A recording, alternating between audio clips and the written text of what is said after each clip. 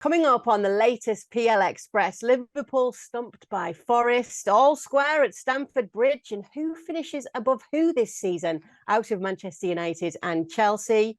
Haaland, the darling of Man City and FPL fans once again. City bounced back, and both North London sides failed to take all 3 points from their respective clashes. Both games featured controversial decisions, but what did we learn about Arsenal and Spurs? Kay Murray and Janusz Michallik here with you for another episode of PL Express. Thanks so much for being with us. Let's get started by talking about Liverpool losing to Forest. Janusz, who's struggling most in this Liverpool side? Who isn't really? I mean, when your two best players are James Milner and Harvey Elliott, you know you're in trouble. Nothing to take away from that, right? But James Milner, obviously at his age, you'd like to see him coming off the bench, maybe as an experienced player to see a result through, right? Rather than starting Harvey Elliott. I think that's a positive in any way, but that is just the issue with Liverpool Football Club because. When they beat Manchester City, I think you and I have talked about this show. I didn't get excited about that because the one thing I said immediately after that was that you get up for Manchester City. Liverpool are one of the few clubs around the world that can deal with Manchester City and deal with them well.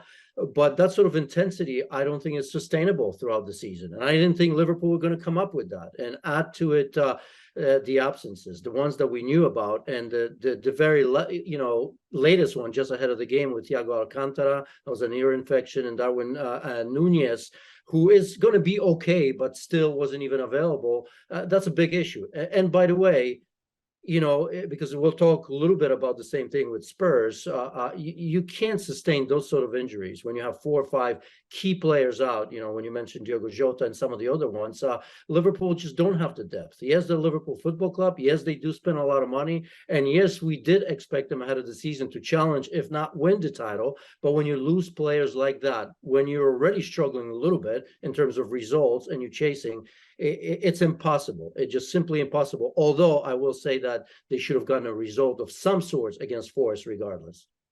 So they are notable absences, as you just said. They are a good enough excuse then for you, the fact that it is the names that it is. Absolutely. I mean, you're talking about 4 incredible players who at a time like this, when you're going to go to Forest, I mean, these were desperate times for both teams at both ends of the table, right? Forest relegation changed formation a little bit, which was always going to be defensive, right? I mean, part of the reason Liverpool beat Manchester City is because there was room to play. And this one, you knew there wasn't going to be room to play. And I think Forest did a great job in the center of the pitch because there was all kinds of traffic. It was hard to get through. And who are you getting through? I mean, there isn't a player technical enough there. You're putting all the responsibility on the shoulders of the youngsters like Carvalho and Elliott and Curtis Jones. They're not ready for that. They're not ready for the big time to carry Liverpool Football Club. It's just as simple as that, right? And in the wide areas, Robertson and James Milner did a little bit better, but they didn't have a lot of room to go forward. So Forrest did a tremendous job. But yes, without those 4 key players, those that weren't available, Liverpool were just not good enough. And sometimes you have to live with that. Speaking of not good enough, I want to put 2 names to you. I want to see what you're going to say about them. Fabinho and Mohamed Salah. Well, Mohamed Salah's been a little bit better as of late. I think positionally, maybe because he's playing a little bit more central now, right? In that 4-4-2, and there's a variation of that as well. But for the most part, he's more central. I think it's better than it was because it was worrisome early in the season, even when some of his teammates were available. He was off his game, no questions about that. So for him, a little bit better. He had looks. He didn't put them away, but fair play. I'm encouraged a little bit in the last 2, 3, or 4 games when it comes to that. Fabinho, I think the quality of Fabinho is if that midfield around him is strong, right? If he's there to lead it, I've always thought that he's a very, very good player, but that's sometimes not enough. So yeah, I've been disappointed with him for a little bit. But again, the area of the midfield's always been an issue for Liverpool to some degree, right? Robust, very good when the front 3 are doing their job. When the back 4 are at their best, then you can kind of close your eye on the midfield of Liverpool. But when things aren't going well, they couldn't hold that midfield. It was as simple as that. So we talked about them. Obviously, there's absences. This had felt like some type of mini revival. It was the Rangers game, which Klopp admitted gave them confidence. They went into that City game. They won that. They got through that game against West Ham. And then this against Forest. Feels like they're back to square one. Where do they go from here? I think it's going to be an up and down season like that. I think you're waiting for a time where they can get healthy and go on a run, which they will go on the run. It's just a question of how far they're going to be away from the top. I think, as we all know, that's too late for that. But obviously, right now, if you're Liverpool Football Club and you see the likes of Newcastle coming on, you're saying to yourself, "Yeah, we need to finish at top 4," and that's not going to be easy. So is that the concern now? Because he's already ruled themselves out of the title race. Is that the concern that they're actually going to finish in the top 4 for him? I don't think it's a concern yet. I think Liverpool will finish in the top 4. I truly believe in that because it's just too good of a team. And everyone's going to have a good patch and a bad patch. So far, it's been bad patches up and down. Every so often, you get the best of Liverpool. But I think when they're healthy, Liverpool will go on that run and will find themselves in the top 4. Simply because if you look at the Spurs, the Chelseas, the Manchester Uniteds, they themselves are very, very inconsistent and at different stages so far. So it's not like we can sit here and say, you know what? Yeah, I mean, second and third, no problem whatsoever. There's going to be a fight between 4 or 5 teams. Okay, let's move on to talk about the next game. It was all square at Stamford Bridge. Chelsea won, Manchester United won, both of those goals coming late. Of those two teams right now, Janusz, who do you think is going to finish above the other? From what you've seen right now? I'll tell you what, I don't know if I'd say that. I mean, I kind of looked at them at the same level when the season began, right? For different reasons. Because with Chelsea, at the time when Thomas Tuchel was there, we obviously knew what happened towards the end of the season, new ownership. There was an upheaval in the dressing room. Players left. I mean, the back line was decimated, right? You had to rebuild that. Yes, they've bought, but it's taken a little bit of time for Chelsea to get it together. And by the way, this was the first goal they've conceded in, I don't know, 4 or 5 games. So defensively, they've been good. I think signs for Chelsea that offensively, maybe Graham Potter is getting some things right, although this wasn't a great example of that against Manchester United. But I think Manchester United, I think Ten Hag is finally is kind of getting hold of this team, isn't he? Right. And there's a lot of good signs. And if I had to guess right now and look at the trajectory and look at the progress, which we like to talk about, because it's important. We've seen it with Arsenal. We've seen it with Newcastle United. We see it with other teams. I think Manchester United are looking good because some of the key pieces are coming together for them. Yeah, some of those key pieces coming together. Obviously, Casemiro's late goal there. Rafael Varane injury, not great to see right now. I tell you what I did see though, Janusz. I saw from Andy Mitten, who's obviously a long-time follower of Manchester United. He put a tweet out saying, it's a strange sight to see United taking the game to top-level opponents away from home again. It's something that we became so accustomed to. Does it feel as though you are seeing a bit more of the United we used to know now under Ten Hag? Absolutely. And we're going to continue to see that, right? I think we're all right to question Ten Hag just a little bit in the beginning of the season. It was up and down. I mean, it's first season, so it takes time. But if you look at on paper, I mean, that squad has a ton of talent. Remember how we were wondering Casemiro? It's taken a long time for Ten Hag to insert him into starting lineup. I mean, he's arrived, right? He's up to speed. You and I 2-3 weeks ago says, well, he's not up to speed just yet. I mean, look at the game he's had. It was unbelievable. And forget, I'll give you some statistics, but when you look at the game and when you sometimes look at that, it goes unnoticed. I mean, forget the goal. I mean, he was just absolutely dominant, and it gives you the ability to play in different ways, right? I mean, we've had Fred, we had McTominay, you can have Eriksen, because he's one of those players that you can play higher and you can play a little bit lower. I mean, this is a player that had 70 touches. Recovered the ball, I think, around 10 times, won 9 one-on-one duels, was stealing balls, was distributing balls very, very well. I mean, this is just at the beginning, right? I mean, if they get that partnership right, because as I just said, the jury's still out. Who's going to be that perfect foil for Casemiro? Watch out, because Anthony is continuing to show us how good he is, right? That was always going to take a little bit of time. Jadon Sancho still up and down, but if you get him right, I still think it's the right player to play on that left-hand side. Marcus Rashford, yeah, I mean, he's still not unbelievable, but he's showing signs that he can be. And the back four, I think, is good enough. I mean, I'd still like to see maybe another center back of the highest quality, but I think if you look at Martinez, I think he defies everybody that seem to say that he's not good enough for Premier League. So look, Casemiro, absolutely outstanding. They did play. They went to Chelsea. Both managers. Look, you look at this draw, I don't know who's happier. It's always that question, who's going to be happier with it? But what I liked about Chelsea, the flip side of that, is Potter. And you see the understanding, the substitutions he's made immediately when he saw things weren't working out. Just imagine Chelsea, or Manchester United, because Ten Hag adjusted. It was kind of funny game because Chelsea were making substitutions, and then answer was immediate, almost from Ten Hag.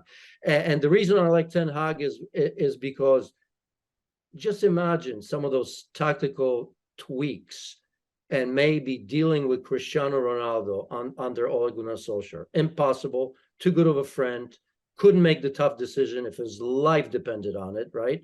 And Ralph Rangnick, who probably knows X's and O's, but again, not strong enough in any way to fight Ronaldo or anybody else in that dressing room that didn't want to do what the manager asked for. So in comes Ten Hag, absolute opposite of those two. It's my way or a highway type of thing. And oh, by the way, I know how to play this game, and I think players are buying into it.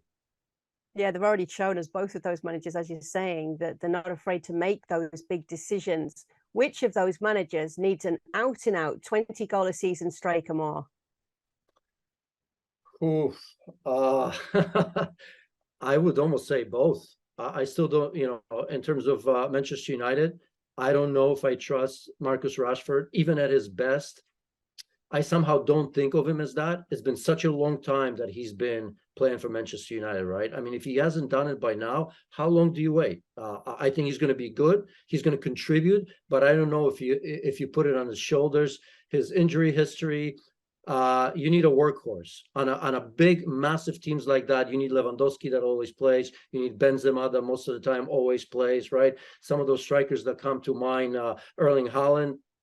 Most of the time he plays. I know he's had some injuries, but you're going to need players like that. So I don't buy into that. Aubameyang, still not convinced by, Chelsea continues to struggle in that department. There's some good things there. Mason Mount's been playing extremely well. He seems a little bit reborn under Graham Potter, because I think Graham Potter gave him green light, kind of said, look, we know what you can do. Here's freedom to roam. Do your thing. You're very good when you attack.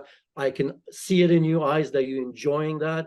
And we're starting to see that with Mason Mount, but he's also not I think, 20-plus goal scorer as well. So both, I would say, desperately need that, right? Because you're talking Chelsea, you're talking Manchester United. If they're going to win titles at home and in Europe, you need that. They don't have it.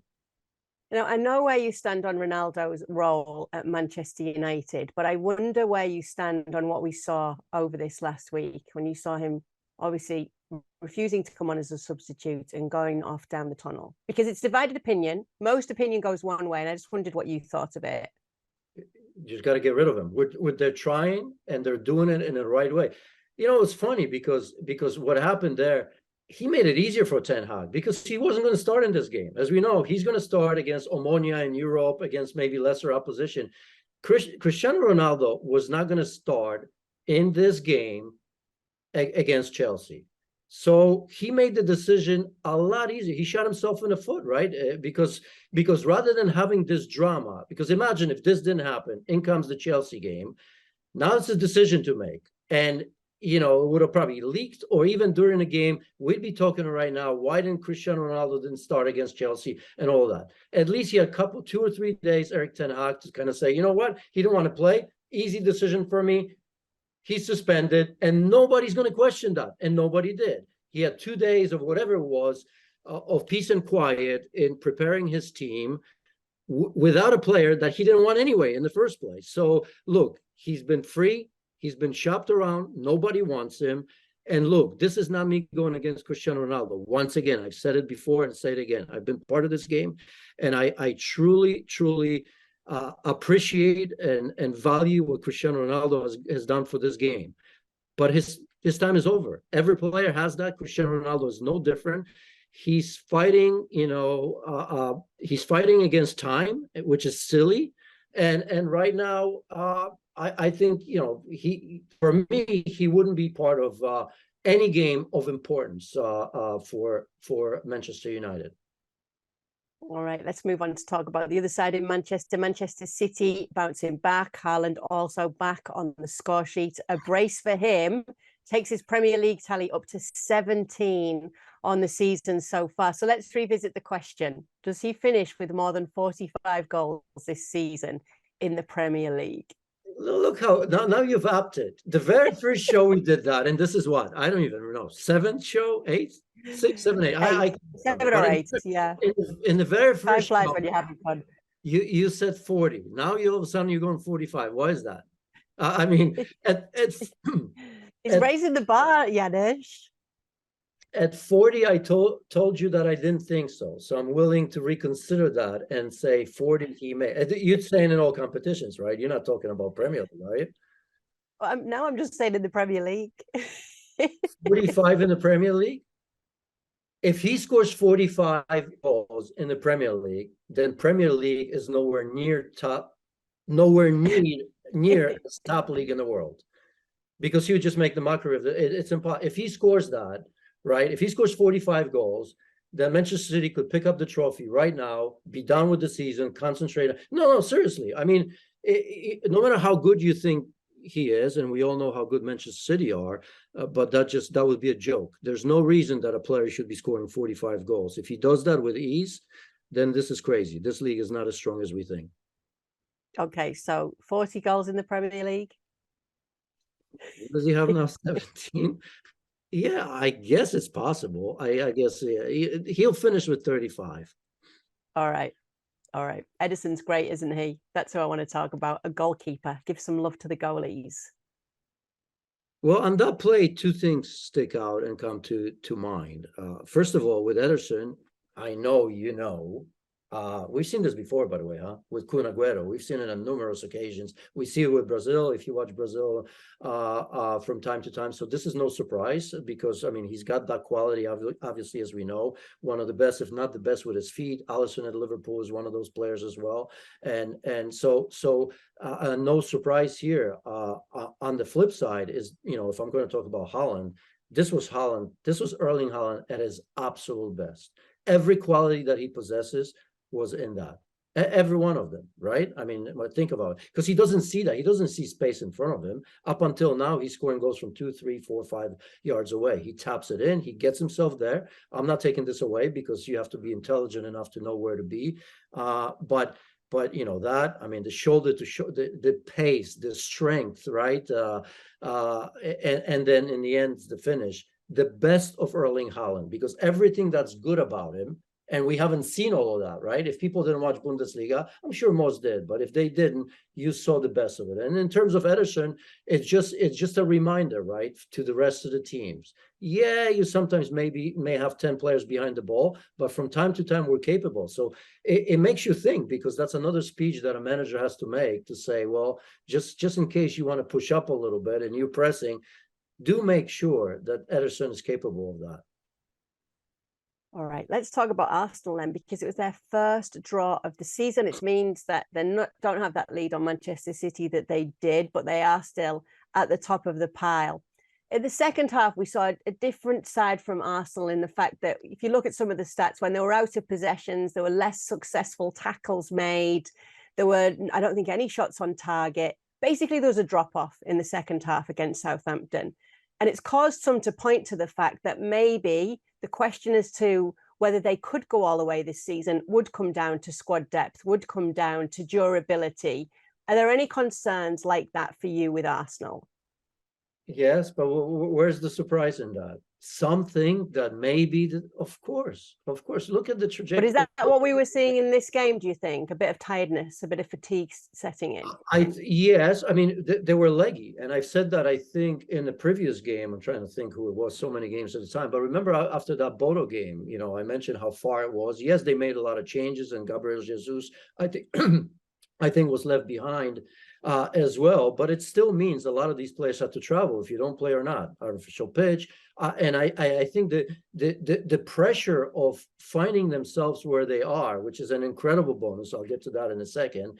I think you see that. And on top of that, as much as you like the same lineup in terms of stability, I mean, Mikel Arteta has been playing pretty much the same starting 11. He's lucky that everybody's available, everybody's healthy for the most part, but I think you're going to see that from time to time. But I don't know where the surprise is and why I don't understand the question marks, because they're, to a degree, they're way ahead of schedule, and the progress and the process that we've talked about, right? And I'll repeat myself in this one, is tremendous. And if you don't believe Arteta, he's given you kind of A, B, C's, and D's, and he tells you exactly what's going to happen, right? Last season, again, first 3 games, 3 losses, right? 0 goals scored, 9 conceded. That's last season. Then they went on to a 10-11 game unbeaten streak, and at the end of the season, barely missed out on the Champions League. In comes the new season. If you don't believe the progress, if you don't believe the process, well, you want to see the progress. Well, where are we now? Top of the table in the Premier League, top of the table in the Europa League right now. And you know what? A draw away to Southampton, that's not bad. I mean, how many times have we talked about Arsenal unable to get points away from home? How many, oh, this is always difficult, not enough character, oh, this is the sort of game that they never win or get points out of, right? Hey, last season they lost to Southampton in that game away 1-0. Jan Bednarek, I think, scored that goal. So look, they could have won that game. First 45 minutes, absolutely well, I shouldn't say outstanding, but good enough to be up probably 2-0, maybe 3-0. And then they had to work through it, and they did work through it, and they got something out of it. And I look at it as nothing terrible. That just part of the league. Look at the teams that drop points this weekend, right? So Chelsea lost points, Manchester United lost points, Liverpool lost points, Manchester City won at home. You'd like to think that they would. So this is a valuable point for Arsenal, and I'd look at it on the positive side rather than the negative side.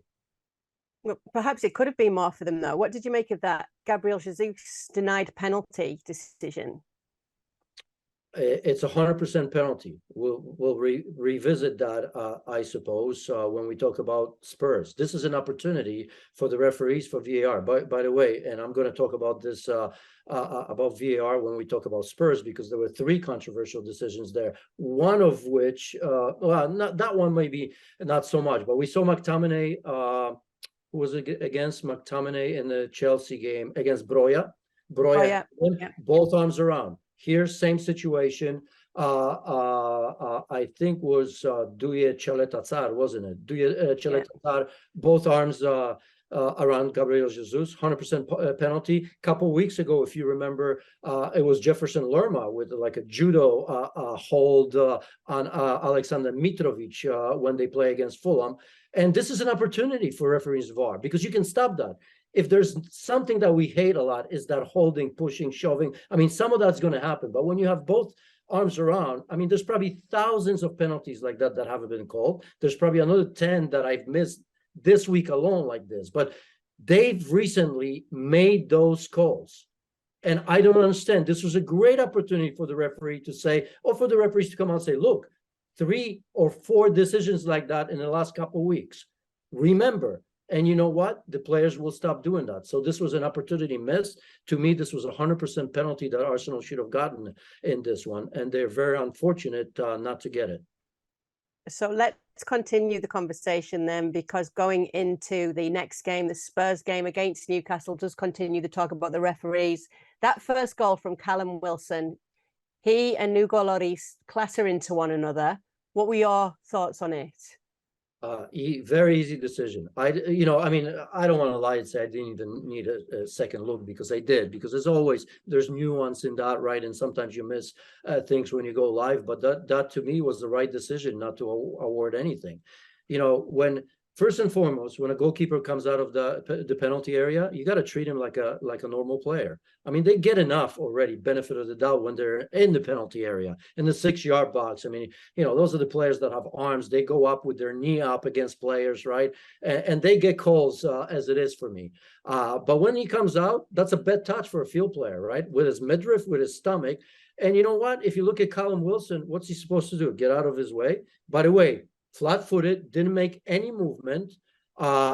I think he stood his ground. And, people also said afterwards, right, that left arm was out. I think that's just a reaction. I think he was bracing himself for contact there. So I'm glad that VAR, again, we are often very negative about VAR. They've been superb in most of the games. In this game in particular, because this was a great decision not to give a foul because there wasn't one. If you remember, there was also there was a handball Emerson Royale, which I think was right not to call. There was actually two handballs on that. First left proximity, and I think the silhouette, the arm was there where it needed to be, went off his body, hit his right hand as well, but because it went off his body, I wouldn't have called that as well. And on Harry Kane goal, VAR, excellent once again, because Davinson Sanchez, I mean, to me, it was absolutely inconclusive if he ever got a touch or not on this one. Of course, if he did get a touch, Harry Kane would have been in an offside position when he scored that goal. But I couldn't tell. I watched it 20 times, and VAR decided, you know what, it's got to stand. So, thumbs up for VAR in this game in particular, and a couple other games as well. Conte's comments after the game, there were quite a few that we could pick out, but this is somebody who we don't know if he's staying beyond this season, who's saying that Spurs need 2 or 3 more transfer windows to actually be up there. It's nothing new with Conte. We know he's always saying he wants new players in, or he wants certain players if he's to come in, or the promise of certain players if he's to come into a club. Do you mind him saying these kind of things after a game, or would you prefer for him to just zip it? No, I don't mind, because he's telling the truth. He's been telegraphing that, and he hasn't said it necessarily right. We get the meaning, but again, like Liverpool, I'm going to bring back the missing players, but even more so in the case of Spurs. I think first and foremost, when he asked and he received the players, he's bought the right players, and that's important, right? And in this game, the lack of Kulusevski, it's been a while now, so he's not an excuse, but he's an important part.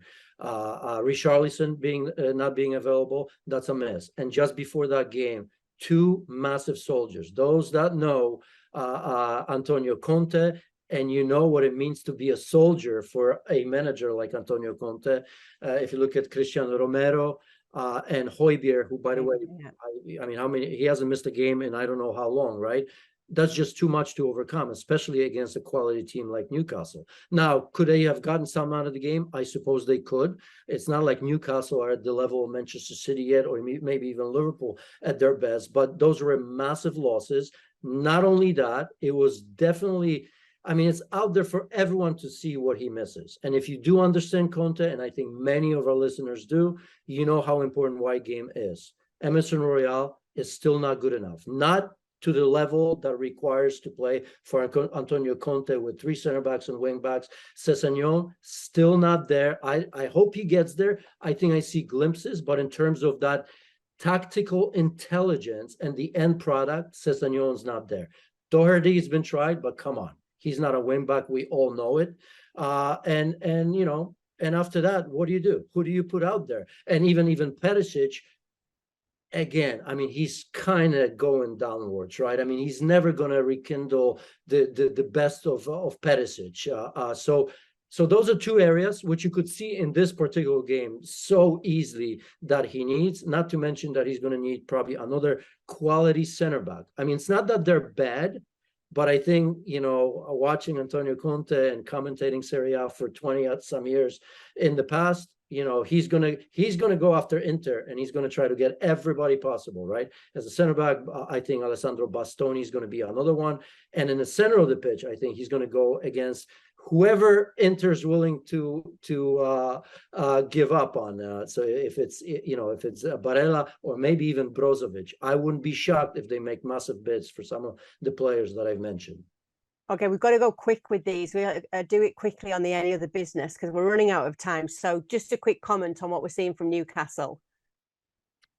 Incredible process and progress. Incredible. I mean, I look at this, they've made the right decisions. They continue to make the right decisions. They look at quality of players, not quantity.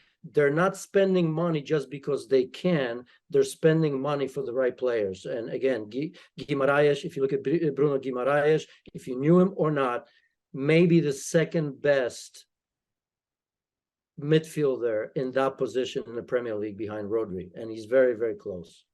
Okay, Gerrard sacked. Thoughts? Yeah, I mean, what did he want? 4 out of 22 Premier League games. I mean, that's just enough. A team that's underperformed, that got to bounce immediately, of course, under an interim manager. He knew he was coming. Team wasn't playing for him, didn't have identity, can't have any complaints. All right. Is Jesse Marsch in trouble? I think he is. He should be. I mean, he knows, regardless if he goes or stays, he knows that his team is not performing. They're not performing at home, away from home as well. And so he knows that he's in trouble. So he should be. But then again, you know, I look at the situation. Who are they going to get? I mean, I look at Wolves. Nobody wants that. Everybody's talking about Pochettino, Lopetegui. They're all saying no to teams like Wolves, even to teams like Aston Villa, right? I don't know if the usual suspects will want to go to Leeds. So Leeds are pretty good in fishing out managers. They did it with Jesse Marsch after a legend of Marcelo Bielsa. Marcelo Bielsa. So maybe, obviously, they're a progressive club that do their homework. Maybe they have somebody lined up, but I can't think of people that will come in and all of a sudden make this Leeds a different team. So I give him a little bit of time, but yeah, it's not looking good for Jesse Marsch for sure. You've answered some of the questions that our viewers have sent in during the show already, so I'll just pick out 2 that we have left. Which Premier League club would best suit Jude Bellingham?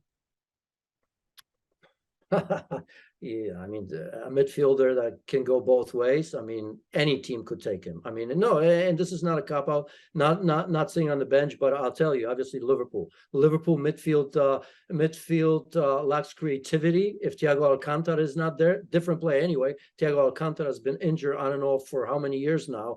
Anyway, but I think anyway, Jude Bellingham gives you a super quality on both sides of the ball, a little bit more range than Thiago Alcantara. So I think Liverpool, obviously, they like him, will go after him. If not him, after Jamal Musiala. It's so difficult to tell those two apart, right? They're so similar, play very similar position. So if one doesn't work out, go after Musiala from Bayern Munich. Last question. Who'll finish higher at the end of the season? United, Spurs, or Liverpool? United. Of all 3, above the 3. Usually just give me 2, then it's easier. All right. Let's take Liverpool out because I have a feeling you've still got some trust in them. United or Spurs? United or Spurs? I have a sneaky suspicion that it will be United. Okay, that brings us to the end of the latest PL Express. Thanks so much for your questions. Thanks for being with us. We'll see you again same time next week. Thank you very much for watching ESPN FC on YouTube. For more highlights, analysis and exclusive content, be sure to subscribe.